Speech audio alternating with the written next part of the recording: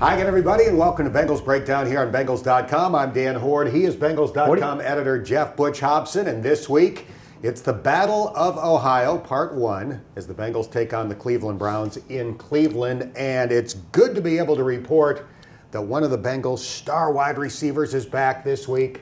It's not A.J. Green, unfortunately, but John Ross is back, and all we have to do is go back to the beginning of the season and remember how effective he was. 270 receiving yards in the first 2 weeks. Yeah, I love to do these projections, and you don't know if they would hold up, but if he had played the rest of the way, he would be leading the AFC in receiving yards as they go into a game against Jarvis Landry, the Browns, who is leading the AFC in receiving yards by wide receivers. It would be interesting what that dynamic would have brought. Joe Mixon was talking about that on Wednesday, the Bengals running back. Won't have that safety in the box, and maybe that gets Joe going. Joe he's put his foot in the ground and says he's trying to get 1,000 yards. He's got to average 89 in the last 4 games. Ross should help because that safety will be out of the box. Just a few numbers. Yeah, this stuff really does matter. From weeks 1 to 4, when John was in the lineup, they had 9 passes of at least 30 yards, and I believe John caught 4 of them.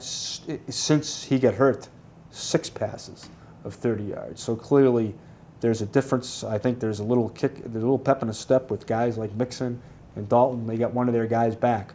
Remains to be seen how much he'll play, but even if he's only playing 20-25 snaps, it's 20-25 snaps, that safety won't be in the box.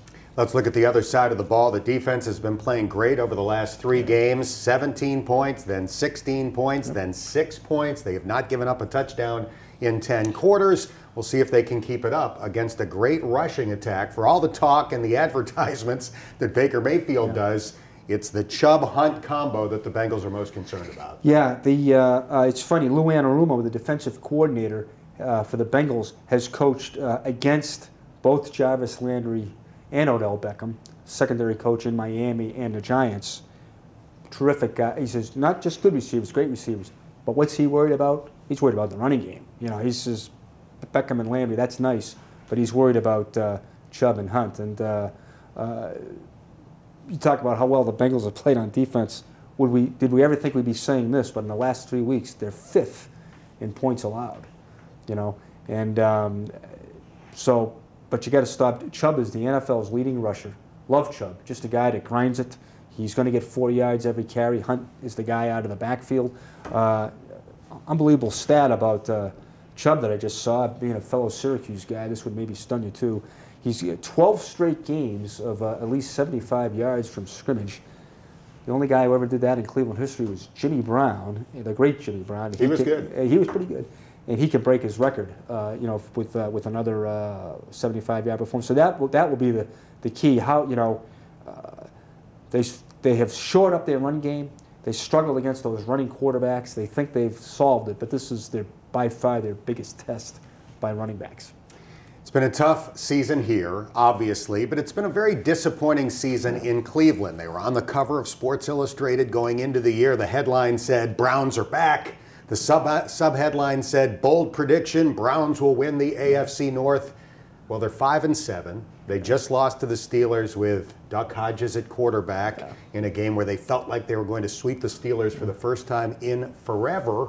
So, it's been tough here, but it's been frustrating there as well. Yeah, they've got a little bit of a contrast to Mondays, this past Monday. Here, feel good. Zach Taylor's first win. The locker room was terrific. Great defensive effort. Andy Dalton came back, broke Kenny Anderson's record. A lot of good feeling, a lot of goodwill. Monday was just another day at the shop up there. They were this team that was supposed to have the parade. Gets knocked out by Duck Hodges, and it's going to be interesting. I know talking to the writers up there, they're wondering if there could be an implosion up there. It's interesting.